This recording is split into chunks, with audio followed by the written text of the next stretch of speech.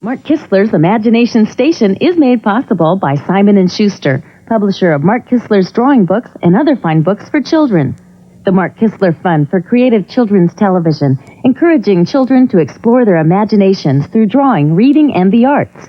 And Robert Neustadt Productions, drawing on television to advance art, science, and literature in our children's future. And geniuses like you.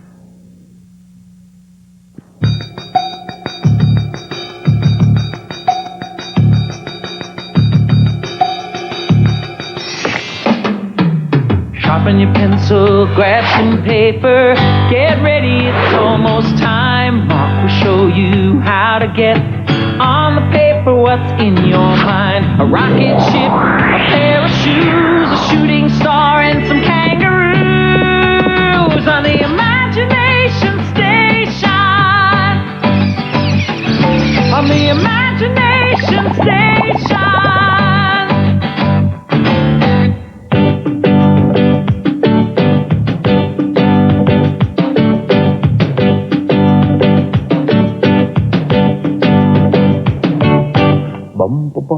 Hey, how are you? You back again? I'm so glad you've decided to spend a half hour with me drawing today in 3D. Welcome back aboard the Imagination Station, the cool galactic spot for three-dimensional discovery. Yeehaw! It's time to draw. Blasting right across your sketch pad. Do I have a drawing adventure for you today? We're going to finish up our theme of the letter F this week. We're going to draw the Forest of Freedom. We're going to draw these big, giant sequoia trees moving away all the way up. It's going to be moving away like this one-point perspective drawing. It could be an awesome sketch for you. Our special guest today is Kevin Beyer, a Boeing aircraft designer. I've always wanted to meet a real live airplane designer, and he's here today. Really cool. Our art history adventure is with Harry Rousseau. It's loaned to us by the Cincinnati Art Museum. Wait till you see this painting. It's really, really, really motivating. Our three words we're going to talk about is size, density, and bonus. Now, there's the 12 Renaissance words, and those are the three that we're going to talk about to create this illusion of depth on the paper. Now, that's our whole goal. We want to have, you know what I think we'll do is we'll just kind of for a second, we'll pretend we're laying on our backs on the forest floor and the ferns and the reeds and all the grass. We're spending a day at the national park, and we're laying down, we're looking up at the beautiful trees as they move away from us. And we're going to take that experience and express it on the sketch pad. So you ready? Get your hand up, stretch that thumb, shake it out to your hand, fix your hair so like the professional artist that you are. Thank you very much, thank you. I bet your parents love it when you do that. Every time you sit at the kitchen table and you're about to draw and you start fixing your hair. What are you doing, honey? That's okay, Mom. I'm ready to have an art attack. Pencils up on your head. Hey, draw. Let's flow across that paper. Put a dot in the middle of your sketch pad. Look, we're going to jump right in here. This is a little more advanced drawing, so I'm going to use my alignment ruler.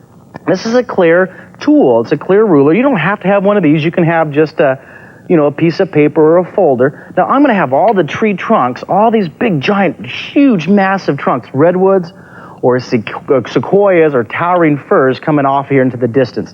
So put a dot right here in the middle, and then let's use some alignment. Now, watch this. I'm going to have the trees moving away from you into the distance. So here's one big, massive trunk. You see the alignment? It's going to get larger as it moves, or larger here as it comes closer to where you're lying down, and smaller as it moves away into the sky. You're looking up at the majestic view. It's going to be this incredible view. So let's go ahead and block in where the trees are going to go. This is going to be one tree. This will be another tree. Look how short my pencil is. I've gone through so many pencils, and thanks a lot for Ellis Art Supply here sending up all these really, really cool art supplies so I can be drawing. I bet I've gone through about 300 pencils in all of our drawing lessons. How many pencils have you gone through? A lot, huh? That's what I like to see. I like to see you having to sharpen these every day and just going through all of your drawings and practicing. See, the more pencils you go through, it means the more practice you're putting into your drawings. Now let's do a nice one-point perspective drawing. This means alignment. See, perspective is rooted in that word. Look, I'm cleaning my paper here. Perspective is rooted in that word spec, right? It's that Latin root word meaning to see, the word spec. Perspective, like spectacle, that's like the glasses, or what you do. You create a spectacle of yourself when you're drawing. I'm ready to draw, stand back, I'm having an art attack. Well, that word spec is going to mean that you want your viewers, the people who are looking at your drawing, to fall into your picture. That's what you want to do. You want to pull your viewers in. So let's start here with this tree right in front of you here. I'm going to move it over so you can see it better. Now right here, I'm going to move my way up, and I'm going to take one of these. I'm going to put like a tree branch coming off from here. I'm going to draw a tree branch here. I'm going to draw a little bit darker now, and I'm using overlapping. So this is the trunk, and then this will be one of the branches coming off, and you can even go off into the stems that come out of here, and then the leaves will be attached to that. So put some overlapping here. Look at big knots. Now as the tree moves away from you, you can even put some contour lines around here. Now here's size. The tree's larger because it's close to you, and as it moves up away from you toward the sky, it gets smaller and smaller. It goes up here, and maybe we'll put another branch coming off of here. All right? We're going to create overlapping. And we're going to use the other word, bonus. As many little extra ideas as you can add to your drawing to make it more detailed. That's bonus. Any extra neat ideas to add to enhance your drawing. You don't want to draw the same thing that I'm drawing.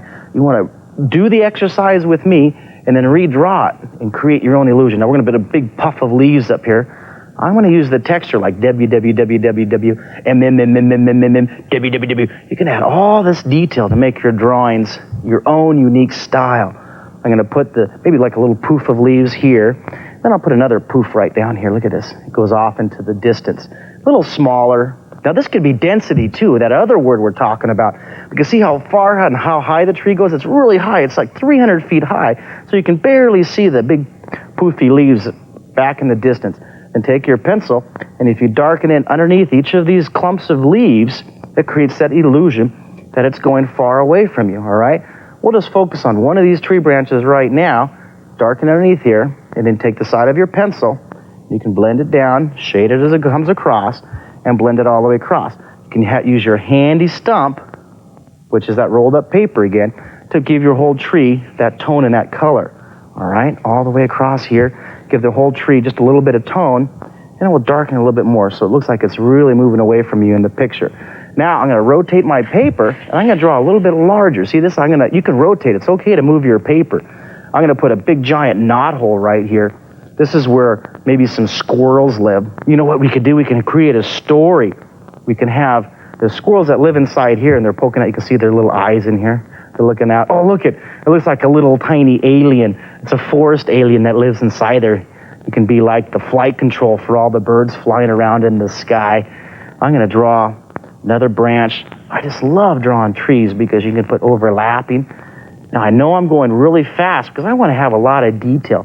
Now, don't you worry. You can just take a few of the sketching ideas and you can add more detail as we go through the drawing, okay? You can add your own ideas at your own pace.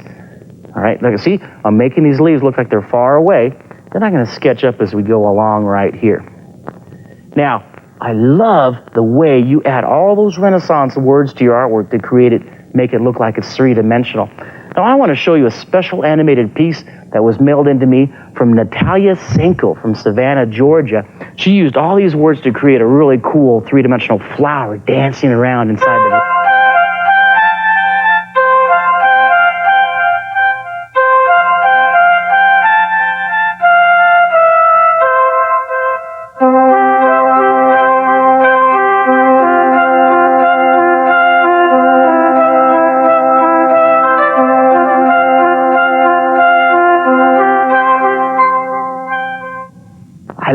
that animated piece.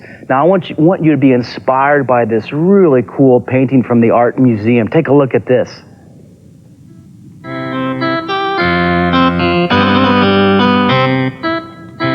F is for forest, and one of the greatest painters of forest is Henry Rousseau.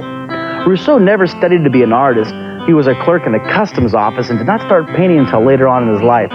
Rousseau's paintings were often called very simplistic. People made fun of them, especially the art critics in Paris during the years around 1900. No matter what the art critics said, though, Rousseau knew his work was good. And Rousseau was right.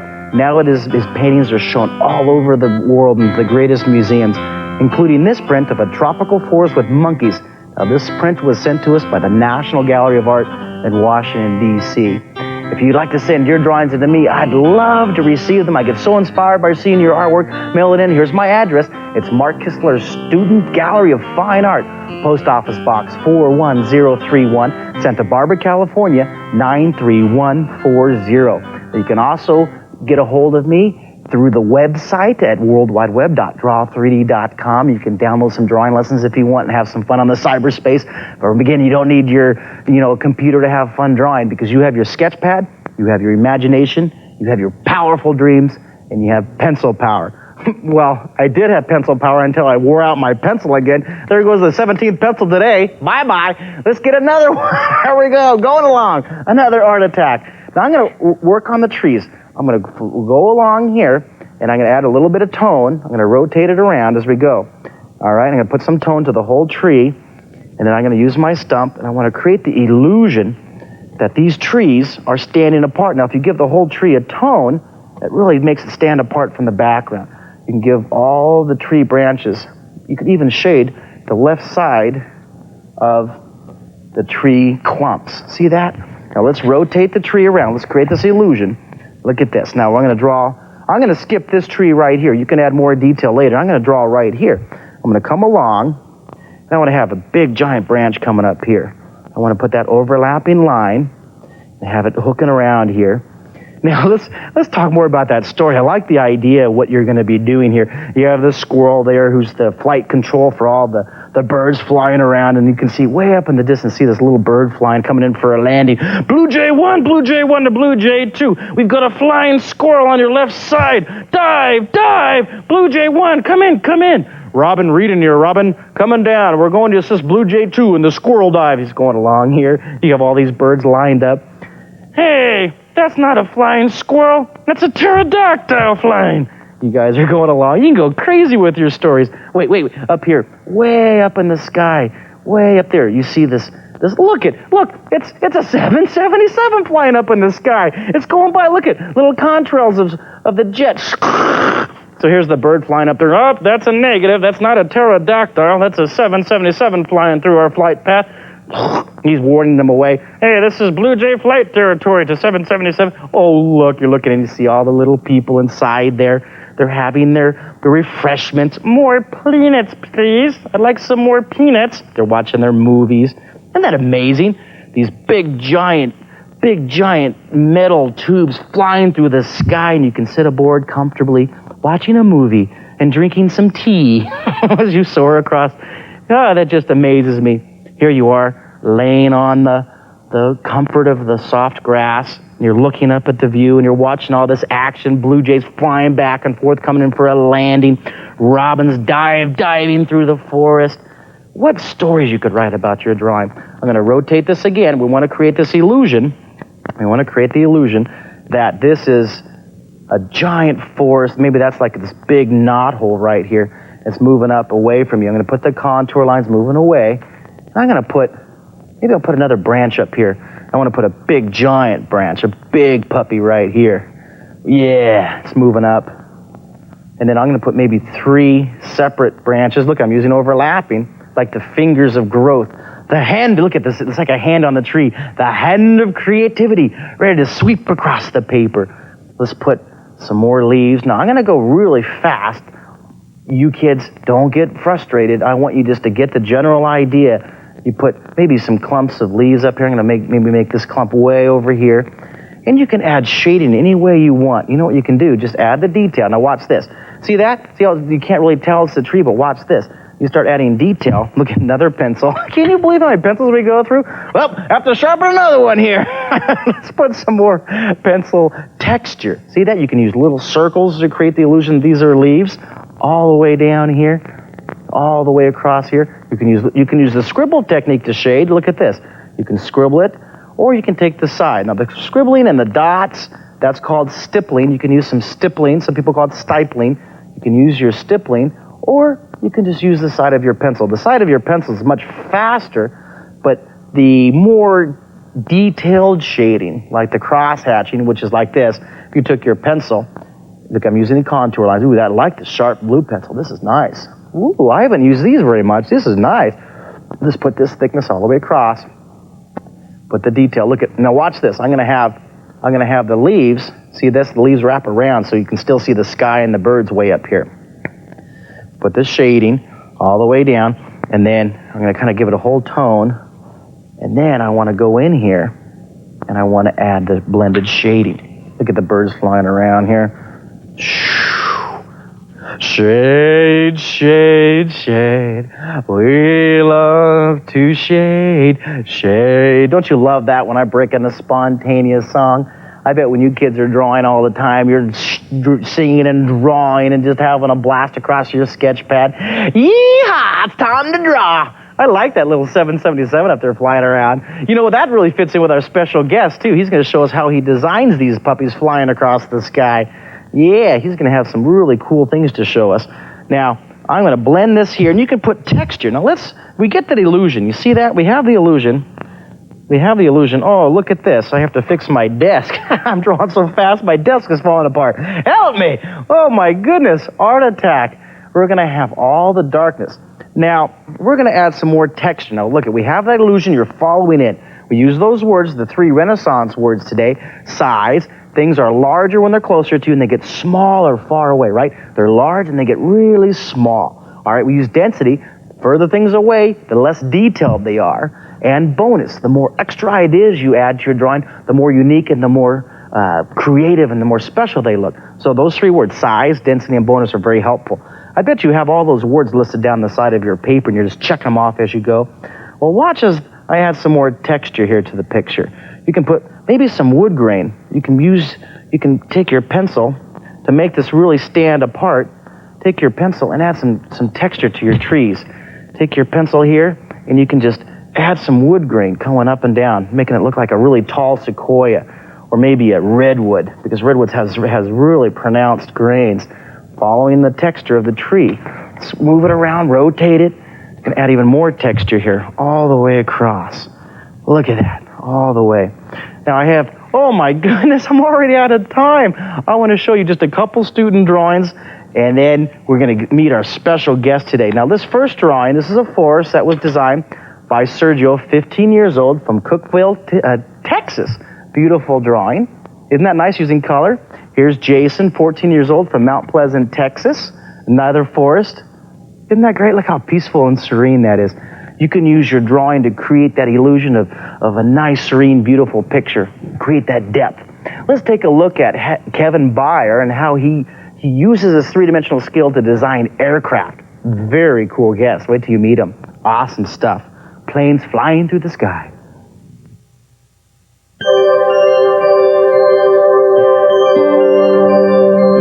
When I was a genius about your age, I always had this wonderful dream of designing these big planes and building them and watching them, fly in the sky.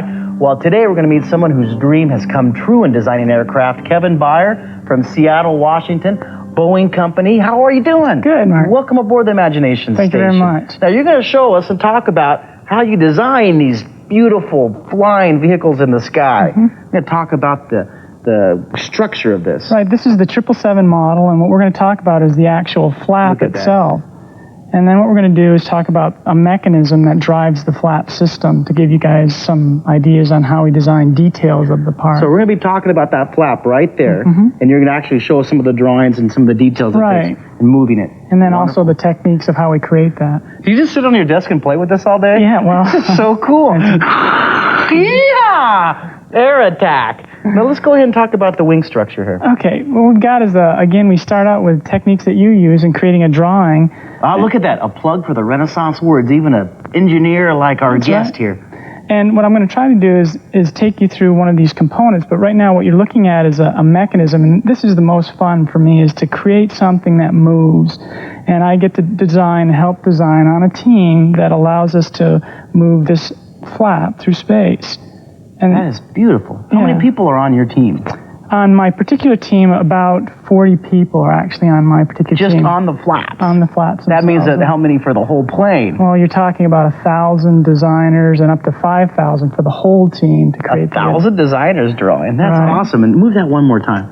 Look at that. So someone had to you were figuring all the details and all the bolts and all the what do you call that when it comes together? You were telling me? The interfaces. All the interfaces that make this wing function and fly. Right. This is really cool. Now, you actually have a video clip of you designing this on a computer, and then what is it, a computer? It's a three-dimensional computer system that we use, and what I'm going to show you is how we would actually design one of the actual parts, so that everyone can get a look at how we build on a computer system, and we use techniques that you use on the computer also. But you draw it first, and then you do the computer, right? That's correct. So well, we kind of sketch it out, and then we go into the computers and then lay out our rest of our designs in 3 dimensions. Well, let's take a look at it. Let's go to that right now.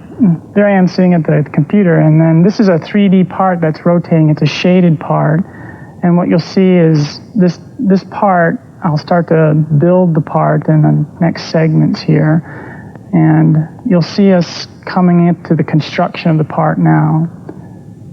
And here's where moving it on the computer. Yeah, we can actually zoom and pan and do a lot of it. Here's where we start with a simple shape like what you start with, and then we can extrude or extend that shape like what you do in your perspectives. And then that's the extruded shape there. And then we create other simple shapes, and we extrude those. That means making it three-dimensional. You're pulling it out. You push and pull. Right, exactly. And then we can subtract those shapes from the other shape to give us the part. And then from there, what we can do is we can create a drawing, which I'll kind of show you in the next segment here. There's a famous designer right there. Right, from the actual 3D part. And we lay that part out on a drawing, and we can create isometrics like what you do with your drawings. And then from there, we assemble the parts into what you're seeing here, and we actually use a visualization tool to navigate through the airplane. And this helps us to see all of our interfaces and all of the people that we deal with and coordinate with, and you can see all the component parts. Yeah, ride them right through the aircraft. Yeah, and this is just an excellent tool that we use to create and to help us with all of our interfaces, and it also allows us to determine whether there's any interferences. Making it all work in 3D. Yeah. That is really, really cool. Now, you're going to show us an actual piece that we saw in the video clip, right? This here is a drawing that is on the video clip, just to show people that this is how we create 3 dimensions so that you can see the same perspective views that you create. Here's an isometric that you'd create using your same techniques, but we use it in the computer to develop that part. So you draw this on a paper, a napkin, a 8.5 by 11 piece of paper, then you coordinate it on the computer, you build it. Right, and then the computer helps us to develop the drawings. So this is the 2-dimensional flat one, and this is the computer 3D. Right, and now to kind of show you the next drawing, which is a lot more complex, to kind of show everyone that we really do develop a lot of complex structure, and that's why there's so many people that are needed to develop this. But this is a 3D flap mechanism actually on the 777 itself. And what we have here is the different components of that, and we actually have, some actual airplane hardware. You actually help design pieces that look like something like this. This piece right here is actually a piece that fits into this joint right here. So you can actually see the component parts that we're actually building. That is awesome. Yeah, so look at the detail in that. Now, you don't add shading to your drawings, right?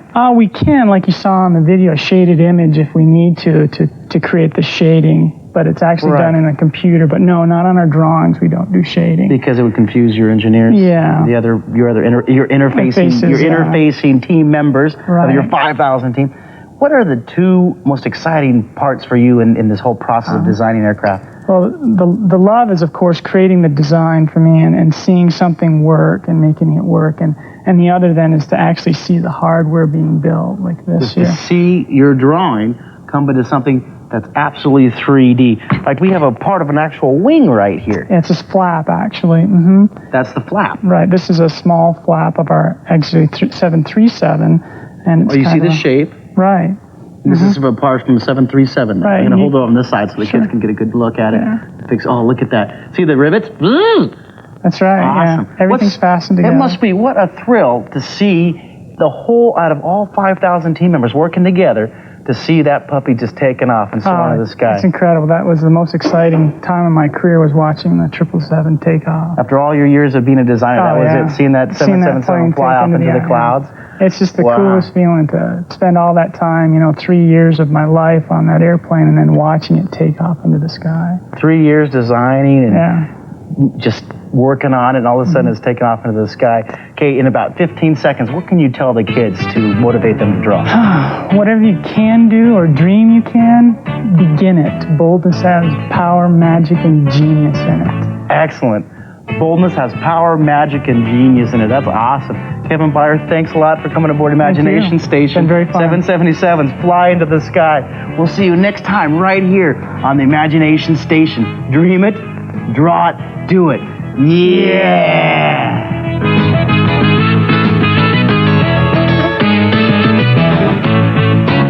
If you'd like to draw more with Mark Kistler, you may order his autographed book, Mark Kistler's Imagination Station. It comes with a 12 Renaissance word sketchbook for $29. You can also order Mark's home video collection, which includes 2 hours of 3D drawing from Mark's favorite TV episodes, just $29.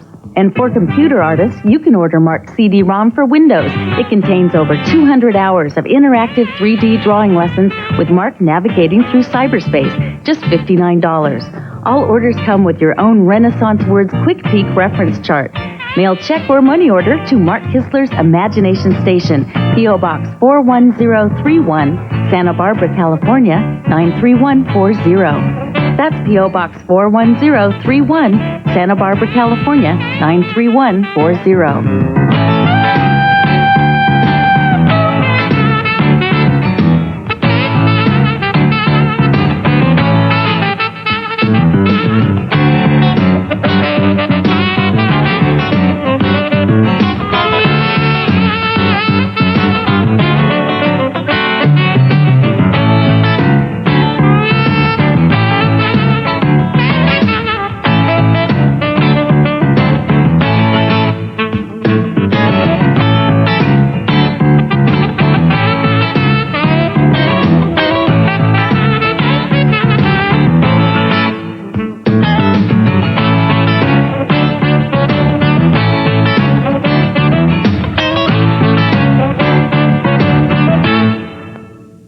Mark Kistler's Imagination Station is made possible by Simon & Schuster, publisher of Mark Kistler's drawing books and other fine books for children.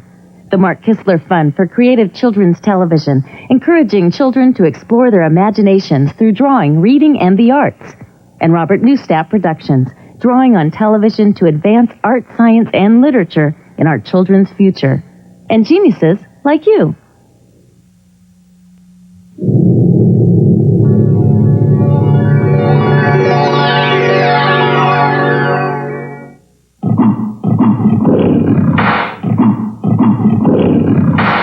Hey kids, did you know that White's tree frog lives only in eastern Australia, eats insects, and climbs around using sticky pads on its toes? Found mostly in human dwellings. Green to blue-green in color, 1/2 to 2 inches long. Eats mainly insects. Lay their eggs in winter. Have sticky pads on their toes. To track down more information about tree frogs and other wild and rare animals, check out the books on the Pursue the Zoo list at the Allen County Public Library, and check out the articles in Tuesday's News Sentinel. The Pursue the Zoo program is a cooperative learning project made possible by TV 39, the News Sentinel, the Fort Wayne Children's Zoo, and the Allen County Public Library. Explore the amazing world of Pratt's creatures, and you won't just see the animals, you'll find out what it's like to be the animals. Sometimes it's a dirty job, but someone's got to do it. A whole new species of creature adventure is hatching. It's Pratt Creatures. Sunday at 7 on TV 39. Seatbelts, everyone! The Magic School Bus Live will roar into Glenbrook Square on Saturday, March 8th. Join Miss Frizzle as she leads her class and the audience on another exciting field trip into the world of sound. It's 30 minutes of music, puppetry, laughter, and audience participation. Showtimes are 11 a.m., 1 and 3 p.m. on the lower level near Hudson's at Glenbrook Square. Don't miss the bus, the Magic School Bus Live, Saturday, March 8th at Glenbrook Square. You're watching viewer-supported public television, WFWA 39 Fort Wayne, serving our community 24 hours a day.